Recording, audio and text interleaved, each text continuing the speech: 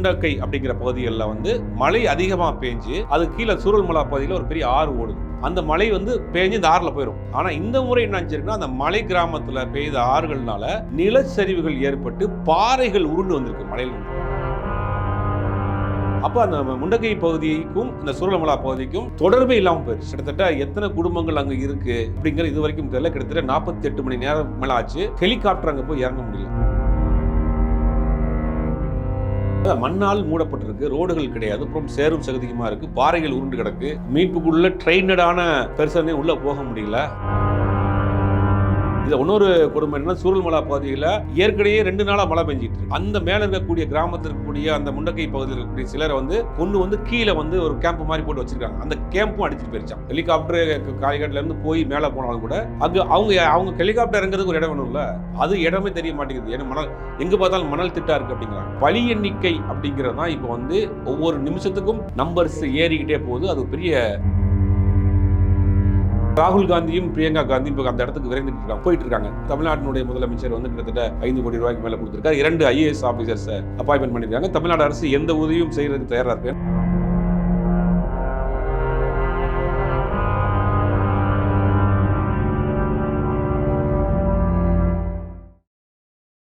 வகை தமிழ் நேயர்களுக்கு வணக்கம். இன்று நம்ம நிகழ்ச்சியில நம்மோடு இணைந்திருக்கிறார் ஊடகவியலாளர் திரு சுபைர் அவர்கள். வணக்கம் சார். கேரளாவில் வயநாடு பகுதியில் கனமழை நீடித்து இப்போ நிலச்சரிவு ஏற்பட்டு கிட்டத்தட்ட 89 மக்கள் கிட்ட உயிரிழந்திருக்காங்க. இந்த நிலச்சரிவுக்கு காரணம் என்ன சார்? காரணம்னா இயற்கை சீற்றம் தான், யாரும் ஒன்றும் பண்ண முடியாது. வயநாடு பகுதிங்கிறது வந்து மிகப்பெரிய ஒரு அழகான ஒரு பகுதி. சமீப காலமாக அதிகம் சுற்றுலா பயணிகள் போகக்கூடிய மாறிடுச்சு. நிறையா சோசியல் மீடியா வந்த பிறகு வயநாடினுடைய அழகை எடுத்து போடுறாங்க. அது கர்நாடகாவினுடைய பார்டரில் இருக்குது. கர்நாடகாவிலும் சில பகுதிகளிலும் கூட இப்போ நிலச்சரிவு ஏற்பட்டிருக்கிறதாக சொல்கிறாங்க. வயநாடை பொறுத்த வரைக்கும் வந்து அதிகமான இப்போ சுற்றுலா பயணிகள் போகிறதுனால நிறைய ரிசார்ட்ஸ் கட்ட ஆரம்பிச்சிருக்காங்க. நிறைய மலைகளை குறைஞ்சி வீடுகள் பண்ணியிருக்காங்க. இயற்கையை வந்து நம்ம எப்பயுமே இயற்கையாக விட்டுட்டிங்கன்னா அது நம்மளை டிஸ்டர்ப் பண்ணாது.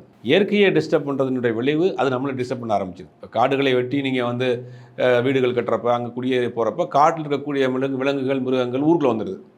சமீப காலமும் நிறையா பார்த்துருப்போம். யானை வந்து ஊரில் வந்துருச்சு, சிறுத்தை வந்துருச்சு அப்படின்னா அது வாழ்கிற இடத்துக்கு நீங்கள் போயிட்டீங்க. அதனால் அது இருக்கிற அந்த இடம் முடியாமல் இங்கே வந்துருச்சு. அதே மாதிரி இந்த வயநாடு பகுதிகளில் சமீப காலமாக நிறையா தங்கும் விடுதிகள் ரிசார்ட்டுகள் கட்டப்பட்டதில் அந்த மாதிரியான ஒரு காரணமாக இருக்கலாம் அப்படிங்கிறத சொல்கிறாங்க. அது ஒரு பக்கம் இருந்தாலும் கூட இந்த பிரச்சனையை வந்து இந்த வயநாடு பகுதியில் முண்டக்கை அப்படிங்கிற ஒரு பகுதியில் அது ஒரு மலை கிராமம். அங்கேருந்து கீழே இருக்கிறது வந்து சூரல்மலா அப்படிங்கிற ஒரு பகுதி. இது எல்லாம் மலை சார்ந்த பகுதிகளில் பொதுவாகவே இந்த மான்சூன் சீசன் வந்து கேரளாவில் ஜூன் ஜூலை இந்த 2 மாதம் வந்து மழை இருக்கும். சில நேரங்களில் கனமழை இருக்கும். அதே மாதிரி இந்த நேரத்தில் கனமழை இருக்குன்னு வார்னிங் கொடுத்துருக்காங்க. ஆனால் இந்த அளவுக்கு அது எதிர்பாராத அளவு மழை பெய்யும் கணிக்க முடியல. அதாவது மேலே அந்த முண்டக்கை அப்படிங்கிற பகுதிகளில் வந்து மழை அதிகமாக பேஞ்சு அது கீழே சூரல்மலா பகுதியில் ஒரு பெரிய ஆறு ஓடுது. அந்த மழை வந்து பேஞ்சு இந்த ஆறில் போயிடும். ஆனால் இந்த முறை என்ன ஆச்சுன்னா, அந்த மலை கிராமத்தில் பெய்த ஆறுகள்னால நிலச்சரிவுகள் ஏற்பட்டு பாறைகள் உருண்டு வந்திருக்கு மலையிலேருந்து. யோசிச்சு பார்க்குற எப்படி இருக்குது, சினிமாவில் சிஜி கிராஃபிக்ஸில் போட்ட மாதிரி இருக்கா. பெரிய பெரிய பாறைகள் 10 அடி உயரத்துக்கு வந்திருக்கு. அந்த கீழே போகிற ஆறு முழுவதுமே மணல்களால் சேரும் சகதியமாக போயிடுச்சு, தண்ணி போக முடியாமல். அப்போ அந்த முண்டக்கை பகுதிக்கும் இந்த சூரல்மலா பகுதிக்கும் தொடர்பே இல்லாமல் போயிடுச்சு. கிட்டத்தட்ட எத்தனை குடும்பங்கள் அங்கே இருக்குது அப்படிங்கிற இது வரைக்கும் தெரியல. கிட்டத்தட்ட 48 மணி நேரம் மேலே ஆச்சு. ஹெலிகாப்டர் அங்கே போய் இறங்க முடியல. அங்கே போன பகுதியில் மீட்புக்காக போன ஹெலிகாப்டர் திருப்பி காலிக்கட்டு வந்துருச்சு. திருப்பி உள்ளே போக முடியல.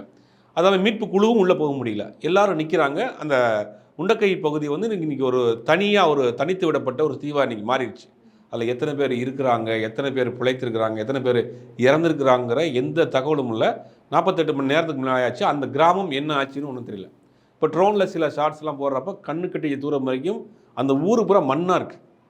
சில காட்சிகள் போடுறாங்க, ட்ரோனில் எடுத்த காட்சிகள் போடுறாங்க. அது பார்க்குறப்ப சில பேர் கூகுளில் சில வீடியோஸ்லாம் கூட போடுறாங்க. பார்க்குறப்ப அந்த பகுதி முழுவதும் மணலால் அந்த ஊரே மூடப்பட்டது மாதிரி இருக்குது. இந்த பலி எண்ணிக்கை எவ்வளவு ஆயிருக்கு, ஒன்றும் எவ்வளோ பேரை இது பண்ண போகிறாங்கன்னு தெரியல. எல்லா அரசாங்கமுமே இதில் அரசியல்லாம் இல்லை. எல்லாருமே இன்றைக்கி துரிதமாக வேலை பார்த்துட்டு இருக்காங்க. தமிழ்நாட்டினுடைய முதலமைச்சர் வந்து கிட்டத்தட்ட 5 கோடி ரூபாய்க்கு மேலே கொடுத்துருக்காரு. 2 IAS ஆஃபீசர்ஸை அப்பாயின்மெண்ட் பண்ணியிருக்காங்க. தமிழ்நாடு அரசு எந்த உதவியும் செய்கிறதுக்கு தயாராக இருக்குது. ஏன்னா நம்ம அண்டை மாநிலம், நம்ம நட்போடு இருக்கக்கூடிய ஒரு மாநிலமாக இருக்கிறதுனால உங்களுக்கு எந்த உதவினாலும் செய்யறதுக்கு தயாராக இருக்குன்னு சொல்லியிருக்கிறாரு. மத்திய அரசோட மத்திய அரசினுடைய பங்களிப்பும் பெரிய அளவில் இருக்குது. இராணுவம் அங்கே போயிருக்கு, மீட்புக்குழு விரைந்து போயிருக்கு, தேசிய பேரிடர் குழு விரைந்து போயிருக்கு, ராஜ்நாத் சிங் பேசியிருக்கிறாரு, பிரைம் மினிஸ்டர் 2 லட்ச ரூபா அனௌன்ஸ் பண்ணியிருக்கிறாரு. இது வந்து ஒரு பேரிடர், அதாவது இயற்கை பேரிடரை நம்ம ஒன்றுமே செய்ய முடியாது, இல்லை அரசியல் பார்க்க முடியாது. குறிப்பாக ராகுல் காந்தியும் பிரியங்கா காந்தியும் இப்போ அந்த இடத்துக்கு விரைந்துட்டு இருக்காங்க, போயிட்டு இருக்காங்க, அந்த இடத்த ரீச் பண்ண போகிறாங்க. அந்த பகுதியில் இருந்தே மீட்புக்குழுவுக்கு உதவிகள் மற்ற விஷயங்கள்லாம் பண்ணுறதுக்கு அவங்களும் அந்த பக்கம் போயிருக்கிறாங்க. அரசியல் தாண்டி எல்லாருமே அங்கே ஒரே இதில் வேலை பார்த்துருக்காங்க. ஆனால் பலி எண்ணிக்கை அப்படிங்கிறது தான் இப்போ வந்து ஒவ்வொரு நிமிஷத்துக்கும் நம்பர்ஸ் ஏறிக்கிட்டே போகுது. அது பெரிய வருத்தத்துக்குரிய விஷயமா இருக்குது. இது நம்மளை மீறிய இயற்கை ஒன்று இருக்குது அப்படிங்கிறது அப்பப்போ நிரூபிச்சுக்கிட்டே இருக்குங்கிறதுக்கு இது ஒரு உதாரணம். இத்தனை உதவி குழுக்கள், இத்தனை பேர் வந்து உதவி செஞ்சுமே வந்து உதவி குழுக்களால் அந்த பகுதியை நெருங்க முடியல, ரொம்ப தாமதமாகுது அப்படின்ற ஒரு கருத்து இருக்கு. மண்ணால் மூடப்பட்டிருக்கு, ரோடுகள் கிடையாது, அப்புறம் சேரும் சகதியுமாக இருக்குது, பாறைகள் உருண்டு கிடக்கு, மீட்புக்குள்ள ட்ரெயினடான பெர்சனே உள்ளே போக முடியல, மலை மேலிருந்து நிலச்சரிவு ஏற்பட்டு நிலச்சரிவில் மலையில் இருக்கக்கூடிய பாறைகள் தண்ணியில் அடிச்சு உருண்டு வந்திருக்குன்னா கற்பனை கூட பண்ணி பார்க்க முடியாத அளவுக்கு ஒரு பெரிய பாதிப்பு ஏற்பட்டிருக்கு. பாலம் இடிஞ்சு விழுந்ததாக இல்லை, பாலம்ங்கிறது வந்து நம்ம போய் கடந்து போகிறது தானே. அதை தாண்டி மலையே மணல் சரிஞ்சு விழுந்திருக்கு. ஒரு மலை இருக்குது, அது மலை கீழே மணல் திட்டுகள் இருக்கும்போது மணல் திட்டுகள் மலையில் சரிஞ்சு அந்த மலை திட்டுக்கு மேலே இருக்கக்கூடிய பாறைகள் உருண்டு. இதில் இன்னொரு கொடுமை என்னன்னா, சூரல்மலா பகுதியில் ஏற்கனவே 2 நாளாக மழை பெஞ்சிட்டு இருக்கு. அந்த மேலே இருக்கக்கூடிய கிராமத்தில் இருக்கக்கூடிய அந்த முண்டக்கை பகுதியில் இருக்கக்கூடிய சிலரை வந்து கொண்டு வந்து கீழே வந்து ஒரு கேம்ப் மாதிரி போட்டு வச்சுருக்காங்க. அந்த கேம்பும் அடிச்சுட்டு போயிருச்சான் தண்ணியில். சில இடங்களில் பார்த்தீங்கன்னா சின்ன சின்ன குழந்தைகள்லாம் பல கிலோமீட்டர் தள்ளி போய் எடுத்திருக்காங்க பாடியாக. அந்த மாதிரியான இருக்குது. ஒரு ஊரே வந்து ஒரு பெரிய மயான அமைதியாக இருக்குது. இதில் இன்னொரு ஆழ்ந்த ஒரு வருத்தம் என்ன அப்படின்னா, இன்னும் 48 மணி நேரத்துக்கு கடுமையான மழை இருக்கும் அப்படின்னு அந்த பகுதிகளுக்கு ரெட் அலர்ட் கொடுத்துருக்காங்க. ஆமாம், 3 மாவட்டங்களுக்கு சுற்றி உள்ள பகுதிகளுக்கு ரெட் அலர்ட் கொடுத்துருக்குறாங்க. பல மாவட்டங்களுக்கு விடுமுறை அறிவிச்சிருக்காங்க. ஒரு மிகப்பெரிய ஒரு பேரிடராக இது பார்க்கப்படுது. ராகுல் காந்தி போகிறாரு, பிரியங்கா காந்தி போகிறார், யார் போனாலுமே அந்த இருக்கக்கூடிய உயிரை காப்பாற்ற முடியாது. இன்னும் எத்தனை பேர் இன்னும் சிக்கியிருக்கிறாங்க, எத்தனை பேர் இடிபாடுகளில் இருக்கிறாங்க அப்படிங்கிறது அங்கே நிற்க முடியல. அதாவது தேசிய பேரிடர் குழுனா அவங்க இது மாதிரியான விஷயங்களை உள்ளே பூந்து போயிடுவாங்க. அவங்களுக்கு உங்களோட ட்ரைனிங்கே தான். பட் அவங்களே போக முடியல, அப்படி திரும்பி வந்திருக்காங்க. அந்த அளவுக்கு ஒரு பேரிடர் அங்கே நடந்திருக்கு. இதை வந்து இயற்கையை நம்புகிறவர்கள், கடவுளை நம்புகிறவர்கள் அவர்களுக்காக பிரார்த்தனை பண்ணிக்கிற வேண்டியது அவ்வளோதான். சார், இப்போ தமிழகமாக இருக்கட்டும், மத்திய அரசாக இருக்கட்டும், எல்லாருமே விரைந்து அவங்களோட உதவிகளை வந்து கேரளா மாநிலத்துக்கு கொடுத்துட்டு இருக்காங்க. இந்த உதவிகள், இந்த நிவாரணங்கள் எல்லாமே அது சரி செய்வதற்கான போதுமான தொகையாக இருக்குதா? இல்லை, முதல்ல அந்த மக்களை காப்பாற்றணும். அவங்க உயிரோடு இருந்தால் தானே அவங்க நிவாரணம் கொடுக்க முடியும். இப்போ 80 பேருன்றாங்க, 90 பேருன்றாங்க, எவ்வளோ பேர் சிக்கியிருக்காங்கன்னு தெரியல. அந்த முண்டக்கை கிராமத்துக்குள்ளே அந்த மீட்புக்குழு போனால் தான் எவ்வளோ பேர் இன்னும் வந்து இருக்கிறாங்க, உயிரோடு இருக்கிறாங்கங்கிறது தெரியும். இப்போ கூகுளில் வரக்கூடிய சில ஃபோட்டோஸ் பார்க்குறப்ப அந்த பகுதி முழுவதுமே மண்ணாக இருக்குது. கண்ணு கட்டிய தூரம் வரைக்கும் மண் மூடி இருக்குது அந்த கிராமத்தை. அப்போ எவ்வளோ பேர் இருக்குங்கிறது யோசிச்சு கூட பார்க்க முடியாத ஒரு துயர வேதனையாக இருக்குது, துயர சம்பவமாக இருக்குது.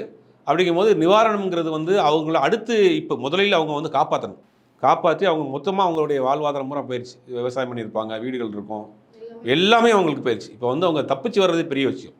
அதற்கு பிறகு தான் அந்த நிவாரணம் அவங்கள்ட்ட போய் சேரும். முதலில் அவங்கள காப்பாற்றணும்.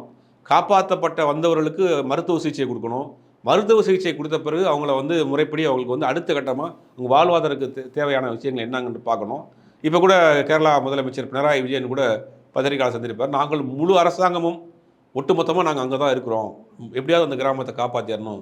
ஒரு கிராமம் வந்து இன்றைக்கி ஒட்டுமொத்தமாக மொத்தத்துக்கு தனியாக இருக்குது. ஒரு படங்களில் சொல்லுவாங்களா, சிட்டிசன் படத்தில் அந்த மாதிரி அந்த கிராமம் இப்போ என்ன ஆச்சுன்னே தெரியல. கிராமத்தில் இருக்கக்கூடிய மக்கள் என்னன்னாங்க, உள்ளே போக முடியல, கிட்டத்தட்ட 48-49 மணி நேரம் ஆக போகுது. அப்படிங்கும்போது எத்தனை பேர் அங்கே தப்பிச்சிருக்காங்க, என்ன ஆயிருக்குங்கிறது ஒன்றும் புரியல. இப்போ மேலும் இன்னும் 48 மணி நேரத்துக்கு மழை நீடிக்கும் அப்படின்னு சொல்கிறதுனால அப்போ அந்த மழையெல்லாம் நின்னதுக்கப்புறம் தான் இதற்கான இல்லை, அது ஒரு பெரிய சவால். இப்போ அதுதான் ஒரு பெரிய சவால். இந்த மழையோட அந்த மக்கள் உள்ளே போயிடுறாங்களா தப்பிச்சு, இல்லை அந்த மீட்புக்குள்ளே எப்படி உள்ளே கடந்து உள்ளே போயிடுறாங்களா அப்படிங்கிறதெல்லாம் வந்து முயற்சிகள் பண்ணிகிட்டு இருக்கிறாங்க. ஆனால் ஹெலிகாப்டரில் போனால் தான் ஓரளவுக்கு அங்கே போய் இறங்க முடியும். மலை கிராமமாக இருக்கிறதுனால ஹெலிகாப்டரில் இறங்கி கயிறு கட்டி இறங்கினா தான் அங்கே உள்ளே இறங்க முடியும் கிராமத்துக்கு. ஹெலிகாப்டரே அந்த இடம் லொக்கேஷன் தெரிய மாட்டேங்குங்கிறாங்க. ஹெலிகாப்டரு காய்கட்டிலேருந்து போய் மேலே போனாலும் கூட அங்கே அவங்க ஹெலிகாப்டர் இறங்குறதுக்கு ஒரு இடம் வேணும்ல, அது இடமே தெரிய மாட்டேங்குது. ஏன்னா எங்கே பார்த்தாலும் மணல் திட்டாக இருக்குது அப்படிங்கிறாங்க. அப்போ இதில் வந்து எக்ஸ்பர்ட்டாக இருக்க ஆட்கள் கூட இதில் தடுமாறுறாங்க. இந்த மாதிரி தொடர்ந்து இந்த மாதிரி பேரிடருக்குள்ளே இருக்கக்கூடிய ட்ரைனடு ஆஃபீஸர்ஸ் கூட இதில் தடுமாறுறாங்க. அந்த அளவுக்கு ஒரு பேரிடராக நடந்திருக்கு அப்படிங்கிறாங்க. வரக்கூடிய காலத்தில் அதை எப்படி ரெக்கவரி பண்ணி போகிறாங்கன்னு தெரியல. தொடர்ந்து மழை பேஞ்சிக்கிட்டே இருக்குது. அப்படிங்கும்போது இந்த இழப்புகள் அதிகமாக வருமோங்கிற ஒரு சந்தேகமும் ஒரு வருத்தமும் இருக்குது. சார், வயநாடு பகுதியில் நடந்த இயற்கை பேரிடர் குறித்து பல தகவல்களை எங்ககிட்ட கொடுத்தீங்க. ரொம்ப நன்றி.